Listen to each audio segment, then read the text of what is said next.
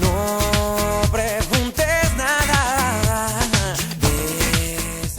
Bien, estamos de regreso con más información. Vamos a platicar con el diputado Alfredo Tres. Así es, Alfredo Tres, el diputado de Convergencia. Hay que recordar que la oposición ha hablado de dos temas, uno de ellos de la bursatilización, pero particularmente y recientemente se habló también de este asunto relacionado con la acción de inconstitucionalidad por el incremento que se le dio al Instituto Electoral Veracruzano, que ya dice, por cierto, el IEP que ya lleva gastada una lana, ¿eh? Sí, sí, efectivamente, así que seguramente van a pedir más dinero, ¿eh? Así es. Alfredo, ¿cómo estás? Gusto saludarte. Javier, Jorge, buenas tardes, a sus órdenes. Gracias, buenas tardes. ¿Qué pasó? ¿Siempre sí se puso se colocó esta acción de inconstitucionalidad por el aumento al Instituto Electoral? Sí, hoy lo firmé, la verdad que faltaba solamente mi firma, hoy se planteó la firma, hoy está llegando a la Ciudad de México y mañana a primera hora se presentará esta acción de inconstitucionalidad. ¿Cuántos diputados la firmaron, Alfredo? ¿Perdón? ¿Cuántos la firmaron en completo? 18. 18. 18 y se requerían 17 firmas. Pero aquí lo importante que hay que destacar, tal vez no es la necesidad del recurso. Digo, yo siempre quiero dejar eso a salvo, sino las formas como se hicieron.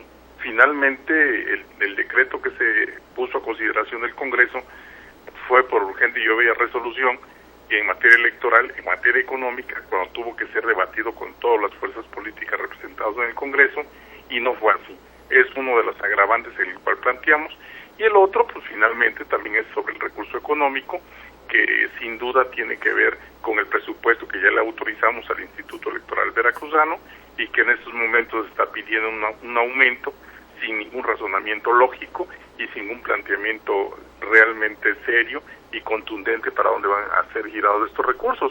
Más allá de que hoy digan que ya se gastaron casi el 50% de lo que ya se les autorizó, cuando ni siquiera se les ha otorgado ese recurso, no dicho por mí, sino por la propia Secretaría de Finanzas. Cuando se escucha esto, Alfredo, ¿qué se entiende? ¿Que el IEP va a pedir más dinero, que va a ser insaciable? Pues lo único que se entiende es que lamentablemente los partidos políticos, que sin duda tienen su parte, pero siempre se le recarga el aspecto económico a los partidos, y solo hay que puntualizar que el 70% de los gastos de todo lo que tiene que ver con los partidos políticos y del instituto lo lleva el Instituto Electoral Veracruzano. El restante 30% pues se asigna a los partidos y a sus representaciones. Así es que realmente el Instituto Electoral hoy atraviesa no tan solo por la incredibilidad que tenemos algunos representantes en el instituto, sino porque están pidiendo dinero sin ton ni son. No hay ninguna planeación, no hay ningún esquema. Nosotros subimos si ustedes recuerdan, un anteproyecto con punto de acuerdo para que el entonces secretario ejecutivo del IEP, Rodolfo González, acudiera en comisiones para transparentar los recursos económicos y ver realmente la necesidad.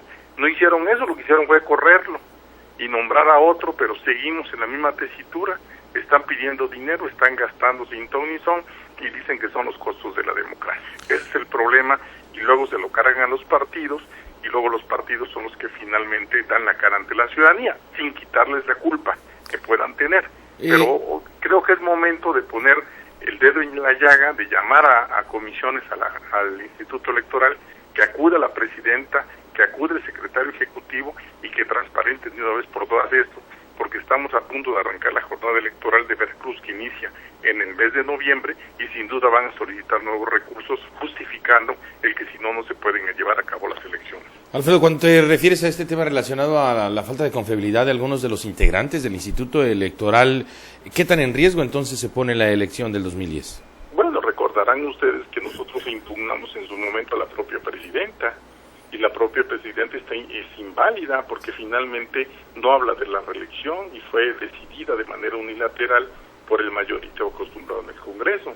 Entonces realmente una presidenta que sirve más a los intereses del Estado, de quien gobierna Veracruz, que a los intereses realmente de los partidos y de la democracia. Entonces nosotros siempre tendremos esa duda, siempre dejaremos en claro que la presidenta no tiene razón de existir ahí, hubo que seleccionar a otros personajes distintos, tal vez peores, tal vez mejores, no lo sabemos, pero no a lo mismo que ya dejó un antecedente del 2007, que fue recurrida muchas veces y que nosotros como partido político en su momento la impugnamos porque estaba faltando a los requisitos indispensables que se señalan en el propio reglamento interior del Congreso, estaba faltando a su propia reglamentación interna del IEP, y que realmente esta señora pues sí sabe mucho, pero ya venció su periodo, no tiene nada que hacer en el Instituto Electoral Veracruzano, y menos al frente del mismo.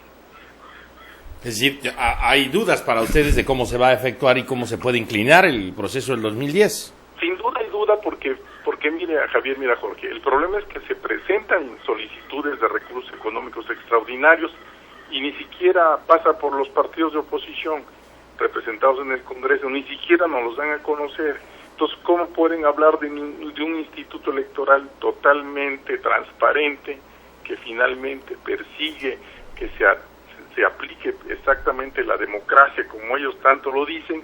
Y por otro lado, lo que tiene que ver con el nombramiento de personal, con lo que tiene que ver con la operación política, con lo que tiene que ver con todo lo interno de la organización del IEP, que depende de los recursos económicos, pues todo lo sea con un grupo que es el PRI, quien le autorice más recursos sin ton ni son, sin ni siquiera revisarlos, y obviamente haciendo de lado a todas las fuerzas políticas distintas al PRI.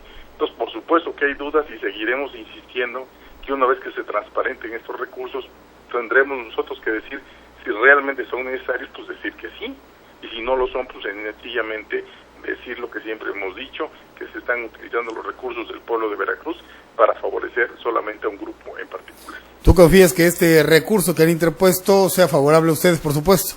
Claro que sí, confiamos plenamente porque la urgente y obvia resolución ni era urgente ni se tenía que obviar el destino de la autorización de estos recursos. Así es que hemos revisado a conciencia este recurso de inconstitucionalidad y esperamos que la Corte nos dé la razón para poder echar para atrás este decreto.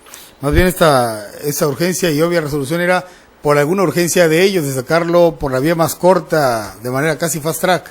Sí, lo que pasa es que el propio reglamento interno del Congreso dice que cuando es el último día del periodo ordinario, lo que urja inmediatamente, ni siquiera comisiones pasa, lo subes al pleno, lo metes a correspondencia. Lo metes en esa fecha y punto.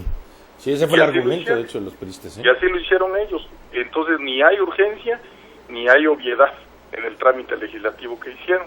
Así es que confiamos mucho que la Suprema Corte de Justicia les dé un revés una vez más para poner en orden a estas acciones inconstitucionales que pretenden hacer. ¿Qué tiempo hay que esperar para una resolución, Alfredo? Bueno, no tiene tiempo la Suprema Corte, finalmente ellos no señalan tiempos, pero finalmente confiamos que sea antes de que inicie el proceso electoral, que es el mes de noviembre. Muy bien, muchísimas gracias, Alfredo. Un abrazo, que estén muy bien. Gracias, Alfredo Tres, el ex dirigente estatal de Convergencia y diputado local. Ahora Armando Méndez de la Luz, del cual tampoco se ha visto mucho, ¿no? Y yo creo que esto le va a pesar a Convergencia, ¿eh?